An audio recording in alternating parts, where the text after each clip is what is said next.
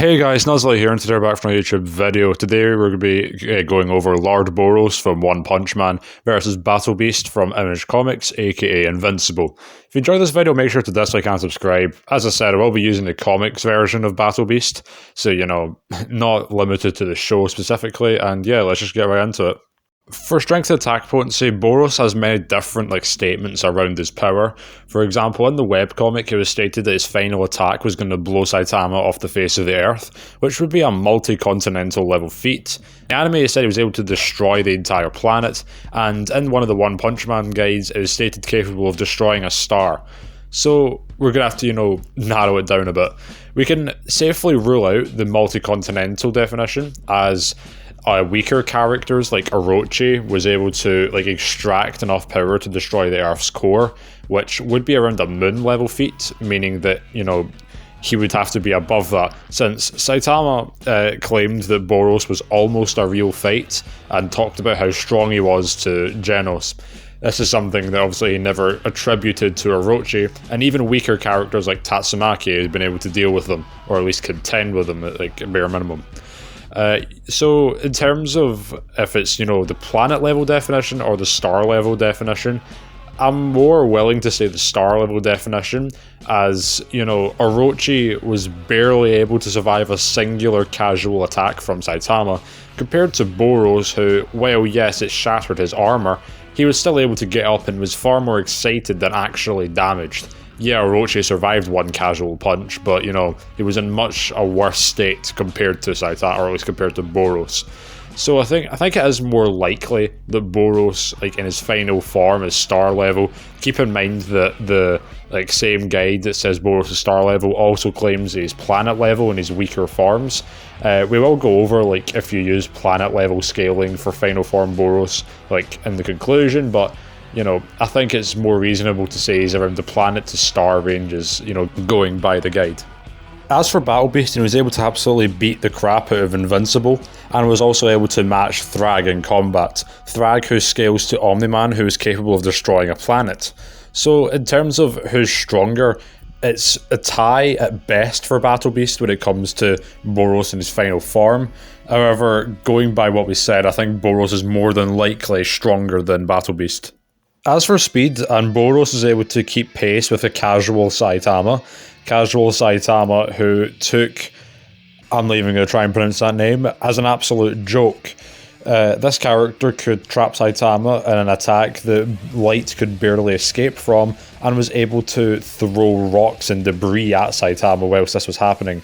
To dodge those rocks, Saitama must have been moving around 4 times the speed of light, and of course Boros is much faster.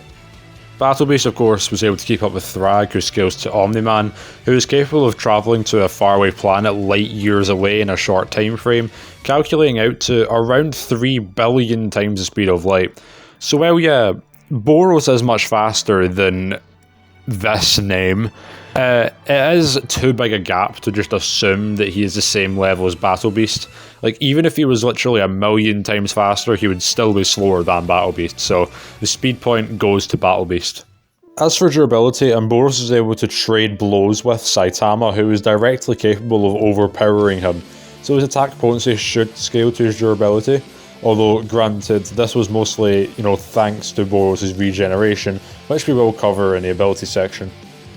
And as for Battle Beast, of course, he was able to take beatings from Thrag, who, of course, scales to Omni-Man, who is able to destroy a planet, so it should scale to his attack potency as well, meaning that it's roughly the same story, with them both being tied if you use the planet level definition for the meteoric burst, or, if you go with the star level feats, then, Boros would be more durable.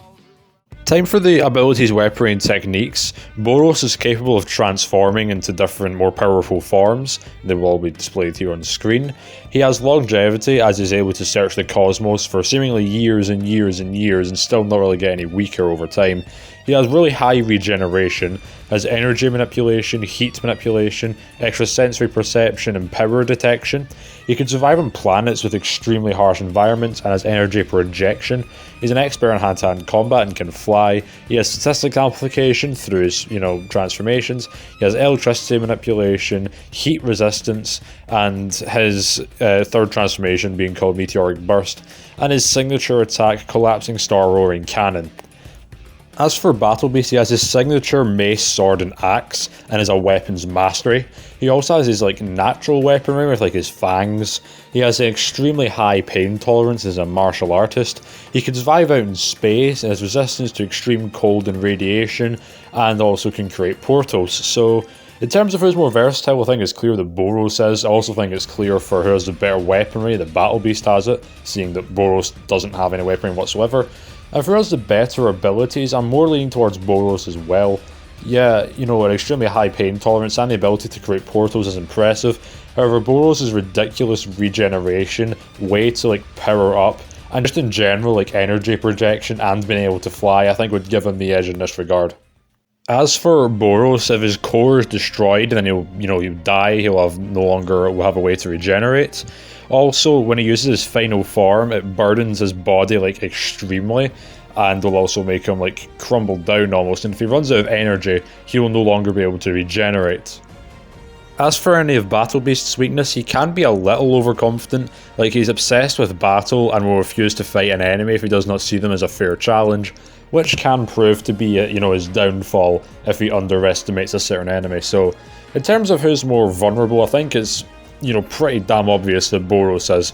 I mean, using his full power causes him to be weaker in general, or at least across the fight. So yeah, Boros is much more vulnerable than Battle Beast. Now, who wins the fight? We've gathered from this that Boros is more powerful, more durable, has better abilities and is more versatile. Meanwhile, Battle Beast is much faster, has better weaponry and is less vulnerable. So, who wins the fight? Looking at the stats, it seems that it's more in Boros' favour, which it isn't really whatsoever. I'm just going to get this first part out of the way. If you take Boros, his final attack of its planetary definition, and just assume that's his max power, then he's pretty screwed against Battle Beast, seeing that Battle Beast would just completely speed blitz him, with his regeneration only being able to keep him in the fight. Boros being able to regenerate is a massive help for him, and well, yes, Battle Beast has a massive pain tolerance. Boros will at least, be regenerating.